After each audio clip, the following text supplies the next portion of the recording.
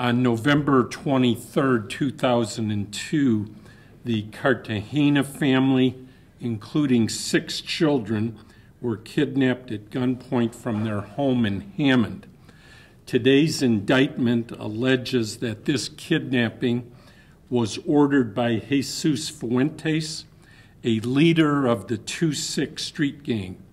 The 2-6 Street Gang is a primarily Chicago-based gang, named 2-6 for 26th Street, and Fuentes is one of the local leaders who brought the 2-6 gang into Northwest Indiana. This kidnapping was done by a number of 2-6 gang members, including Lewis Henderson and Keontae Pennington.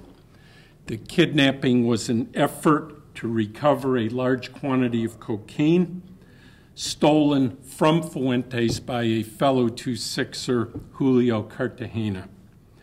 At this time, Fuentes, who is from Chicago and East Chicago, from Chicago, Illinois, and East Chicago, Indiana, at the time was living in Mexico and had been fronted this large quantity of cocaine by one of the Mexican cartels.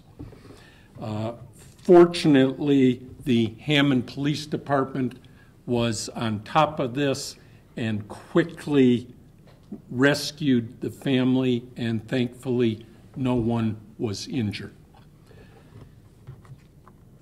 Several months later, the indictment alleges Fuentes directed other 2-6ers to kidnap Mr. Cartagena. On May 16, 2003, 2-6 members Lewis Henderson, Keontae Pennington, Adrian Tansil, and an associate of Henderson's who was not a 2-6er, Oscar Cosme, shot and killed Julio Cartagena on the streets of East Chicago during an attempted kidnapping. A high-speed chase followed. The vehicle crashed. Lewis Henderson was the driver of that vehicle. Henderson was killed in the crash. Today's indictment charges Fuentes, Pennington, and Tansil with being members of a criminal enterprise, the 2-6ers, and with intentionally murdering Julio Cartagena to advance the objectives of that criminal enterprise.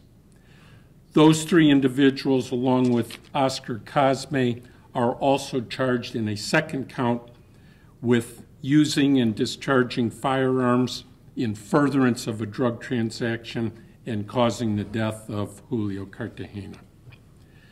These charges, and I want to emphasize that an indictment is an allegation only, and that all of these individuals are presumed innocent until proven guilty in court.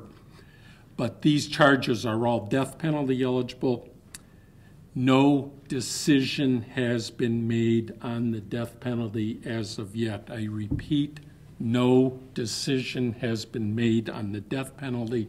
Only the Attorney General of the United States can make that decision, and that is a process that we are just initiating, and that process can and will take some time. All 4 of these individuals are in custody. Fuentes has been in federal custody as he is also facing substantial federal drug charges that were filed by the United States Attorney's Office in Chicago as a result of excellent work over there by the Drug Enforcement Administration. We have been working hand in hand with our counterparts at the U.S. Attorney's Office in Chicago and with our law enforcement colleagues in the DEA regarding Fuentes. So he's facing charges in Chicago and now federal charges here in northern Indiana. Mr. Tansil has been incarcerated in the Indiana State Prison System, serving a sentence for an unrelated offense. We writted Mr. Tansil from the state system into the federal system. He made his first appearance in federal court yesterday. Pennington and Cosme were arrested by this law enforcement team. They are in the federal system in Hammond and are being held without bond. I want to thank the combined law enforcement efforts that are before you today, East Chicago, Hammond, ATF, FBI, HIDA. I also want to thank our United States Marshal and the, Myron Sutton and the United States Marshal Service. They are a behind-the-scenes partner on all these efforts with us, and they, of course, are responsible for processing all of these individuals that we bring into the federal system. And it's only through cooperative efforts like this, federal, state, and local, that we can accomplish results like this. And I especially want to thank and acknowledge Assistant United States Attorney David Nozick to my left, who has worked tirelessly on this matter. And quite frankly, without David's efforts and expertise, none of this would have happened. Thank you, David. This is the third criminal enterprise that this law enforcement effort has investigated and brought charges against within the last 18 to 24 months. We are not finished. I have said it before at prior press conferences. I will repeat it again.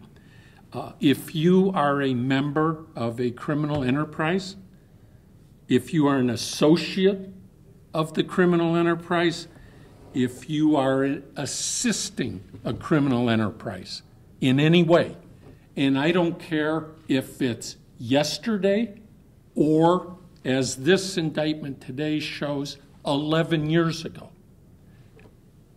we are coming after you, and you are next. I'm very proud of this police department. I'm proud of the association and relationship we enjoy with all these people up here and their agencies. I'm proud of our officers. Officer Brian Payne has been assigned to the ATF task force for some time. He has worked diligently with ATF on this matter, and I appreciate your efforts, Brian. I appreciate the efforts of our gang unit and our stop team and all the other wonderful things we're doing with all these wonderful people up here. I arrived in the area in 1987. A lot of the names I hear in that charging document, I've heard. I've written them down myself over the years.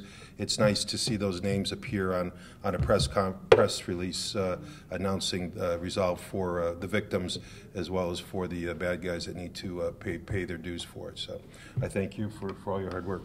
One of the many good things that is coming out of this effort is people are starting to come forward and talk. And that's a very important development. And we're able to reach back at times like this, 11 years, and start filling in what gaps may have existed with evidence and things like that.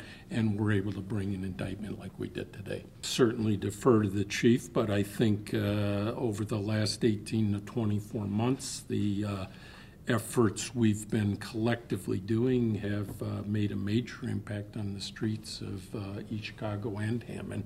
And this just continues that effort. And as I said, we're not done. Would you say this effectively eliminates a 2-6 presence in East Chicago? Yeah, I don't want to comment on whether we're eliminating everybody or half of them or anything like that. I'll go back to my original statement. If you're a member or an associate of a criminal enterprise, whether you're doing something yesterday or 11 years ago, we're coming after you.